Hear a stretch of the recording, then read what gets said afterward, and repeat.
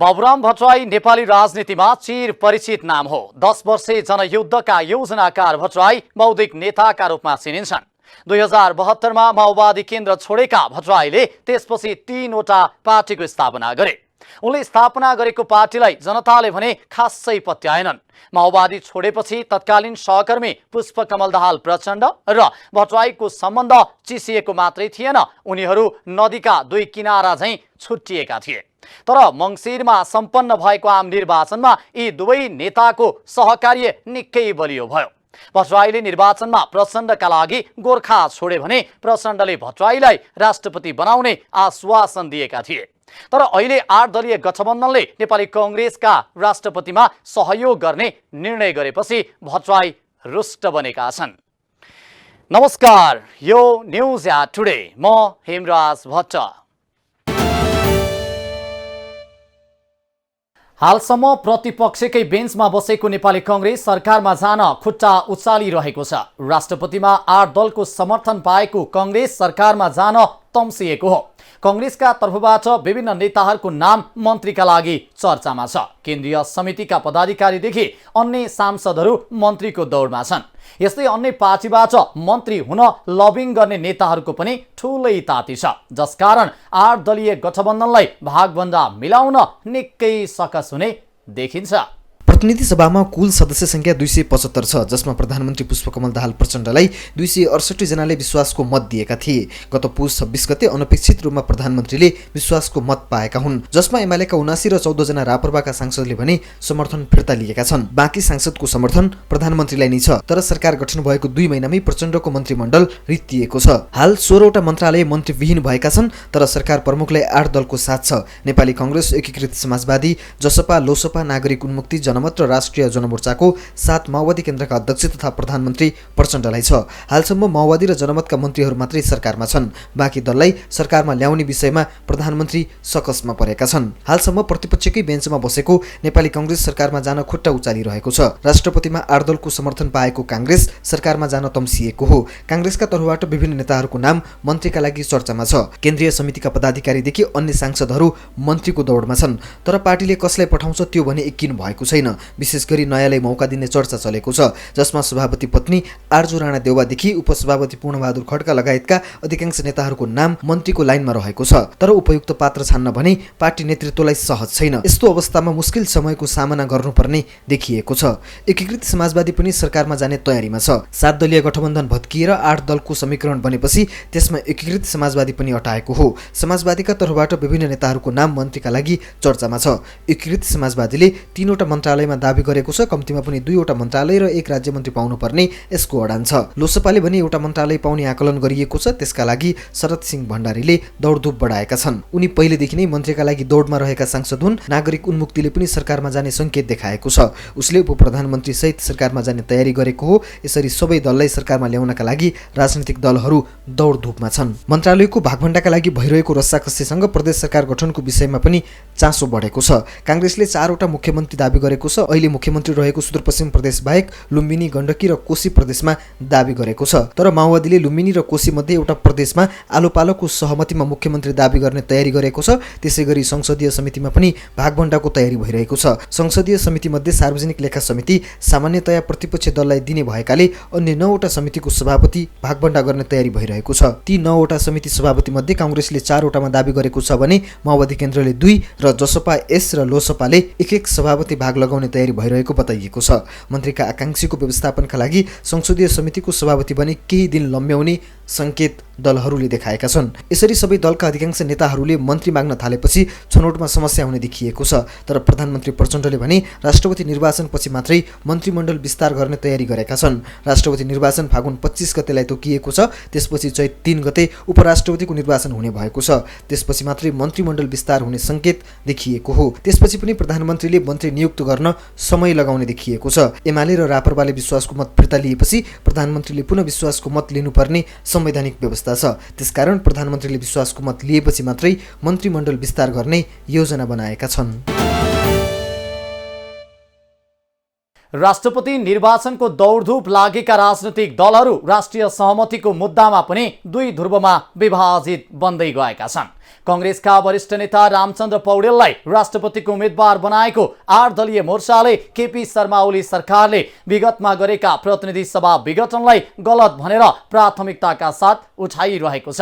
अर्कातिर उपाध्यक्ष सुभाष चन्द्र नेमवाङलाई उम्मेद्वार बनाएको एमाले विघटनको कदमलाई बचाउ गरिरहेको छ। राष्ट्रपति निर्वाचनको दौडधुपमा लागेका राजनैतिक दलहरू राष्ट्रिय राजनीतिका मुद्दामा पनि दुई ध्रुवमा विभाजित बन्दै गएका छन्। कांग्रेसका वरिष्ठ नेता रामचन्द्र पौडेललाई राष्ट्रपतिको उम्मेद्वार बनाएको 8 दलीय मोर्चाले केपी शर्मा ओली सरकारले विगतमा गरेको प्रतिनिधि सभा विघटनलाई गलत भनेर प्राथमिकताका साथ उठाइरहेको छ।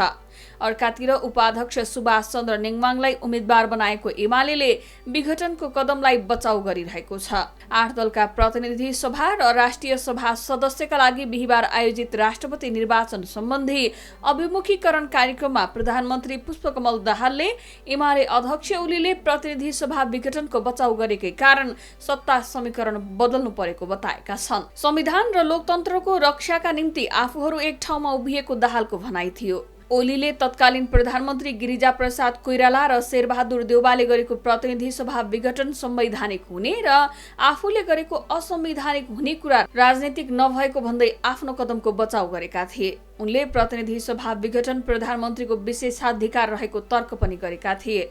2047 सालको संविधानले प्रधानमन्त्रीलाई प्रतिनिधि सभा विघटनको अधिकार दिए पनि संविधान सभाबाट जारी नयाँ संविधानमा प्रतिनिधि सभाले सरकार गठन गर्ने विकल्प छँदासम्म प्रधानमन्त्रीलाई विघटनको अधिकार दिएको छैन। त्यही कारण ओलीले विघटन गर्दा दुवै पटक सर्वोच्च अदालतले निर्णय उल्टाइदिएको थियो। ओलीले मौका पाए फेरि प्रतिनिधि सभा विघटन गर्न सक्ने दावी 8 दलीय मोर्चाले गरिरहेको छ। प्रतिनिधि सभा विघटन गर्दा राष्ट्रपति विद्यादेवी भण्डारीले पनि अभिभावक र संविधानको संरक्षकको भूमिका निर्वाह गर्न नसकेको मोर्चाको टिप्पणी छ। जुन 8 दलले उम्मेदवार अगाडि सारेको छ हाम्रो वरिष्ठ नेता रामचन्द्र पौडेलजीलाई सम्पूर्ण राष्ट्रिय सभाका र प्रतिनिधि सभाका सदस्य साथीहरूको बीचमा आफ्नो दृष्टिकोण हाम्रो राष्ट्रपतिका उम्मेदवारले पनि राख्ने र सँगसँगै 8 दलका नेताहरू जसले उहाँलाई उम्मेदवारको रूपमा खडा गर्यो उहाँहरूले किन हामीले समर्थन गर्यो उहाँलाई भन्ने एउटा त्यो हो र प्रतिबद्धता तर्फ नै यो कार्यक्रम उन्मुख थियो। हाम्रो प्रधानमन्त्री सम्माननीय प्रधानमन्त्री पुष्पकमल दाहाल प्रचण्डज्यूले भनि पनि सक्नुभयो। एमालेबाट राष्ट्रपति बनाउँदा विगतकै प्रवृत्ति दोहोरिने भएले समीकरण बदलेको माओवादीको तर्क छ।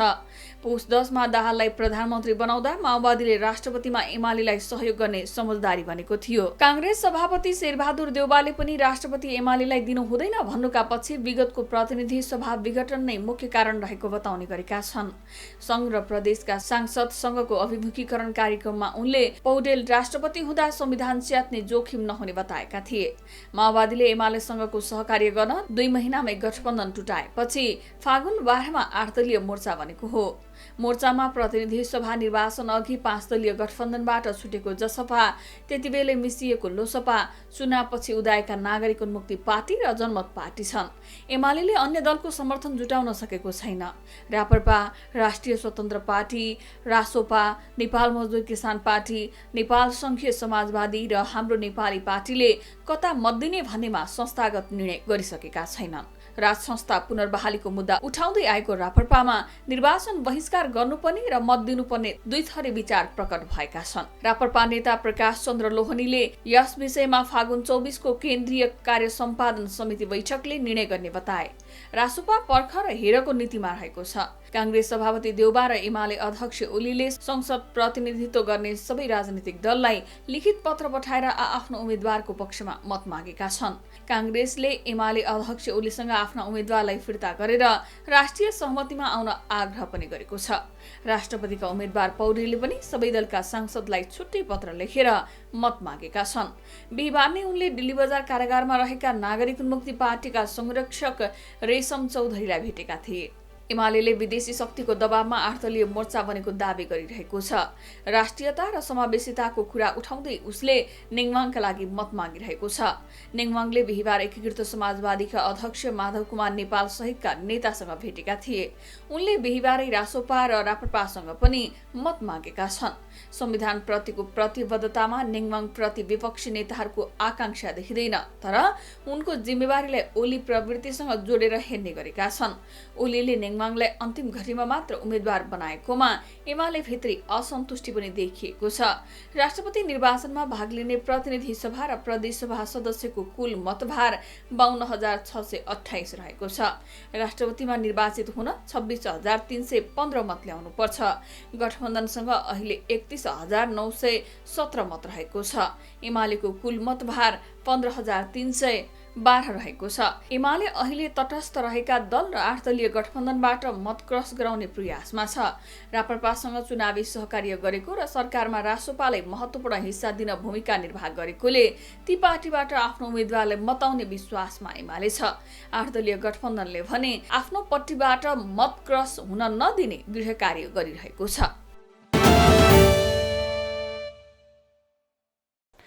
हाम्रो भान्सामा प्रयोग हुने तरकारीमा विषादीको मात्रा पनि प्रयोग हुँदै आएको छ। भारत तथा नेपालको तरकारीमा पनि विषादीको मात्रा छ, तर बिना परीक्षण तिनै विषादी तरकारी उपभोक्ताको भान्सासम्म पुगिरहेको छ।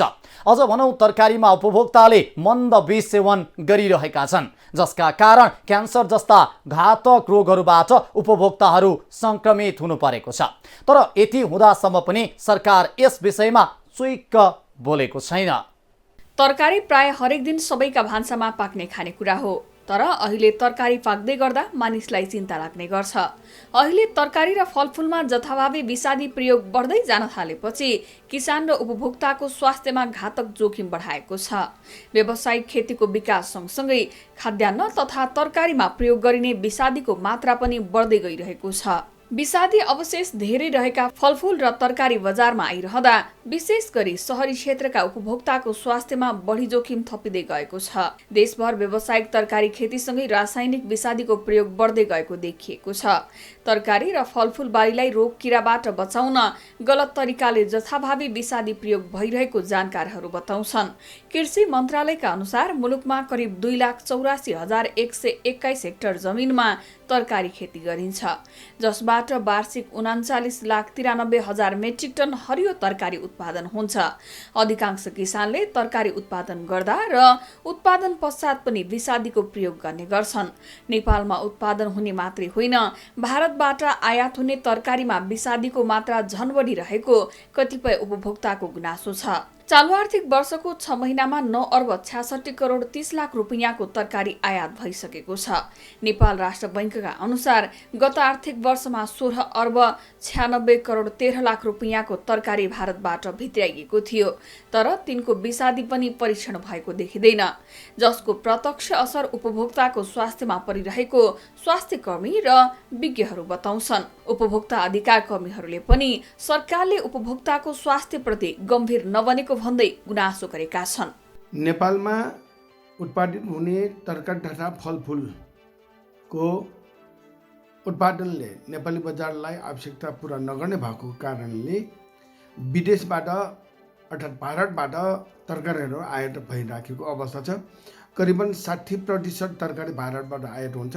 यद्यपि भारतबाट आयात भएका तरकारी तथा फलफुलमा जुन किसिमले विषादी परीक्षण हुनुपर्ने थियो त्यो भइराखेको अवस्था छैन र खुला सिमानाको कारणले विभिन्न ठाउँबाट आउने तरकारीहरू नेपाली बजारमा छ्यास जहाँ पाए त्यहीँबाट आइराखेको कारणले नेपाली उपभोक्ताहरूले विषादीयुक्त भारतीय तरकारी तथा फलफुल खान बाध्य भइराखेको अवस्था छ भने नेपाली उत्पादनमा पनि यो विषादी परीक्षणको जुन किसिमले चाहिँ काम गर्नुपर्ने थियो अनिवार्य रूपमा त्यो भइराखेको अवस्था छैन।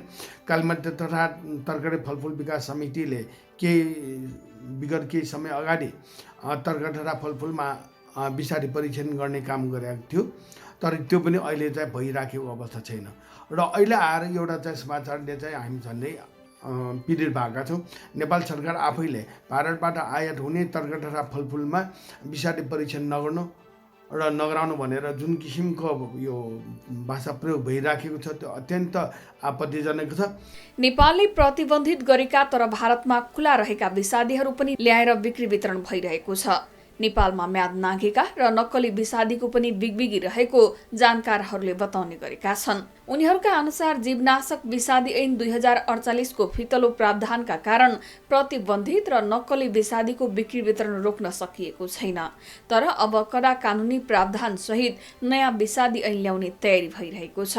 98% कीटनाशक र 95% झारनाशक विषादीले लक्षित भन्दा अन्य वनस्पति तथा किरा फट्याङ्ग्रामा सीधा असर पुर्याएको पनि विभिन्न अध्ययनले देखाएको छ। विषादीले मानव, पशुपक्षी, वनस्पति, पानी, माटो, हावा, पारिस्थितिक प्रणालीसँगै सर्वत्र गम्भीर असर पारिरहेको छ। मानव शरीरमा धान्ने भन्दा बढी रासायनिक विषादी पुगे मुटु, कलेजो, मृगौला, स्नायु प्रणाली, रक्त प्रणाली आदिमा क्षति पुर्याउनेदेखि क्यान्सरसम्मको स्वास्थ्य समस्या हुने विज्ञहरू बताउँछन्। विषादीले बालीनालीका लागि लाभदायक किराहरूलाई सखा पार्छ। यसबाट उत्पादकत्वमा ह्रास आउनुका साथै माटोमा वर्षौंसम्म रहने विषादीका अवशेषले खाद्य चक्र विनाश गर्छ। उत्पादकत्व घटेको माटोमा उत्पादन बढाउन अत्यधिक विषादी हालिएको तरकारीले मानव स्वास्थ्यमा दीर्घकालीन असर पुर्याउने कुरा निर्विवाद छ। यस्ता विषादीले क्यान्सर जस्ता रोग निम्त्याउनुका साथै प्रजनन स्वास्थ्यमा पनि जोखिम पर्छ। पछिल्लो समय अस्पतालमा क्यान्सरका बिरामीको संख्या बढ्दै गएको चिकित्सक बताउँछन्। बालबालिकामा रगत तथा छालाको क्यान्सर हुने गरेको भेटिएको छ। विषादी प्रयोगका कारण महिलालाई क्यान्सर हुने, गर्भपतन हुन सक्ने, बच्चा अपाङ्ग तथा सुस्त मनस्थितिको बन्ने लगायत खतरा हुने गरेको विज्ञ बताउँछन्। खाद्य प्रविधि तथा गुण नियन्त्रण विभागका अनुसार तरकारी, फलफूल तथा अन्य बालीमा करिब 30 समूहका विषादी प्रयोग हुने गरेका छन्। मापदण्ड स्वीकृत भए आयातितसँगै स्वदेशी उत्पादित तरकारीको पनि गुणस्तर परीक्षणमा सहज हुनेछ। खाद्य प्रविधि तथा गुण नियन्त्रण विभाग र केन्द्रीय कृषि प्रयोगशालाका अनुसार तरकारीमा विषादी परीक्षण गर्दा केही तरकारीमा अत्यधिक मात्रामा विषादी देखिने गरेको छ। तर त्यसको कति मात्रा प्रयोग भएको छ भन्ने जाँच्ने नगरी भारतबाट आयात गरेर सिधै बजारमा पठाउने गरिएको छ। मुख्यतः गोलभेडा, काउली, सिमी लगायत तरकारीमा विषादी भेटिने गरेको कृषि विभाग अन्तर्गतको केन्द्रीय कृषि प्रयोगशालाले जनाएको छ। सरकारी तथ्याङ्क अनुसार आयात हुने तरकारी मध्ये करिब 95% भारतबाट आउँछ। तरकारीको विषादी परीक्षण गर्ने मापदण्ड सहितको प्रस्ताव 2079 भदौ 15 मा मन्त्री परिषदमा पुगेको थियो। भारतसँगको सम्बन्ध बिग्रिने डरले तरकारीको मापदण्ड तोक्ने प्रस्ताव फिर्ता भएको बताइएको छ। तरकारीको गुणस्तर सम्बन्धी मापदण्ड तत्काल स्वीकृत गरेर कार्यान्वयन गर्नुपर्नेमा नागरिक अगुवा र उपभोक्ता अधिकार कर्मीहरूको जोड छ। यसअघि केपी ओली नेतृत्वको सरकारका पालामा उद्योग, वाणिज्य तथा आपूर्ति मन्त्रालयले 2076 असार 2 देखि भन्सार बिन्दुमा क्वारेन्टाइन र जीवनाशक विषादी अवशेष परीक्षण सुरु गरेको थियो। तर नेपाल सरकारको कदमले आफ्ना व्यवसायीलाई अप्ठ्यारो परेको भन्दै भारतीय दूतावासले असार 14 मा परराष्ट्र मन्त्रालयलाई दबावमूलक पत्र पठाएको थियो। दूतावासको दबावपछि सरकार परीक्षण गर्ने निर्णयबाट असार 18 मा पछि हटेको थियो। पर्याप्त प्रयोगशाला र स्पष्ट मापदण्ड पनि नबनेको कारण देखाउँदै परीक्षण स्थगित गरिएको थियो। नेपाल 19 वर्ष मुनिको विश्वकपमा छनौट भएको छ। अन्डर 19 टोलीले 8 वर्षपछि विश्वकपमा आफ्नो स्थान पक्का गरेको छ। बिहिबार युएईलाई पराजित गर्दै विश्वकपको यात्रा तय गरेको हो। स्रोत र साधनको अभावका बीचमा पनि युवाहरूले पाएको सफलता निकै प्रशंसनीय रहेको छ। नेपाली खेल क्षेत्रले उत्कृष्ट प्रदर्शन गरिरहे पनि सरकारको प्राथमिकतामा भने खेल क्षेत्र खासै पर्न सकेको छैन। राष्ट्रको नामलाई विश्वमा चिनाउने एउटा मात्रै माध्यम खेलकुद भए पनि यसलाई सरकारले नजरअन्दाज गर्दै आएको छ। अझ खेलकुद मन्त्रालय पनि कुनै दलको प्राथमिकतामा नपर्नु झनै विडम्बनापूर्ण छ। अवस्था आजलाई न्युज एट टुडे यति नै। हामी सबै बिदा चाहन्छौँ। नमस्कार।